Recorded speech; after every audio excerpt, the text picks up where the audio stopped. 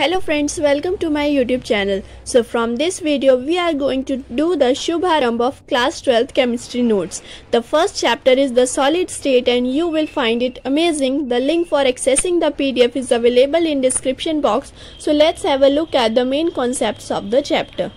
Firstly, the physical properties of solids, that is, they have definite shape, volume, strong intermolecular forces and short intermolecular distances. And on the basis of the arrangement of constituent particles, solids can have two types, that is amorphous and crystalline, and their differences are well known to you people.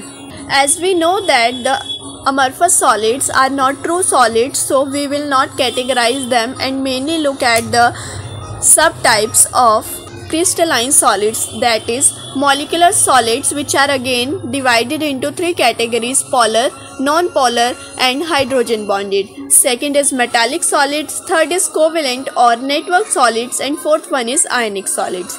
Then we talk about crystal lattice, which is the regular three-dimensional arrangement of points in space and also called a space lattice. A scientist named Bravais has given 14 possible 3D lattices. Each point in a lattice is called a lattice point or lattice site, which represents one constituent particle, and constituent particle can be atom, molecule or ions. The next is unit cell, and it is the smallest portion of a crystal lattice which is repeated in different directions and it generates the entire lattice. And there are 6 parameters to distinguish between two unit cells, 3 sides A, B, C and 3 angles, that are alpha, beta and gamma.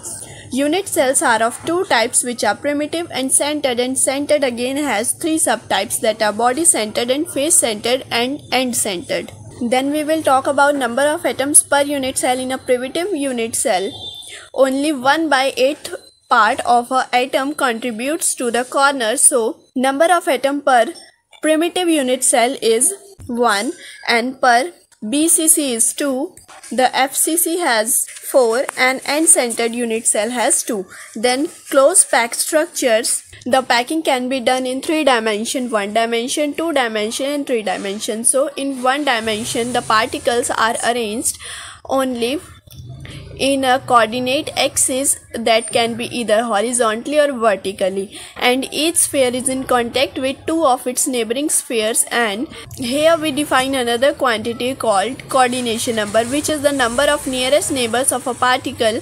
So the coordination number of close packing in 1 dimension is 2. In 2 dimension there are 2 ways of arranging the constituent particles, that is, all the layers are similar and their centers must align with each other, and this type forms the square close packing in 2 dimension. Its coordination number is 4.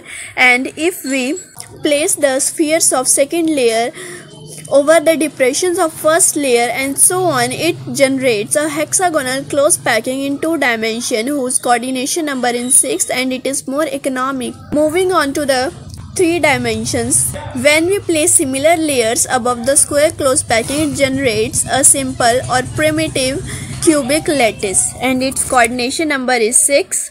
And there are 2 types of placing the second layer above the hexagonal close packing in 2 dimension.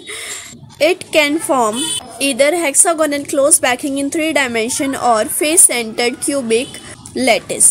2 types of voids are seen. First is tetrahedral void and second is octahedral void.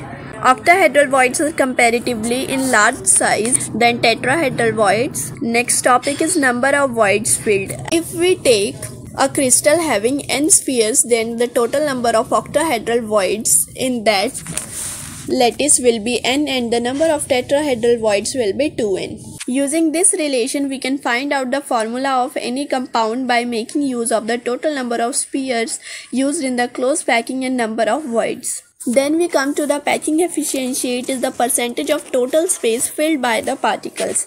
Now we come to the another part of the chapter, that is defects. And during the formation, or we can say crystallization, there come some irregularities in the crystals which are called defects.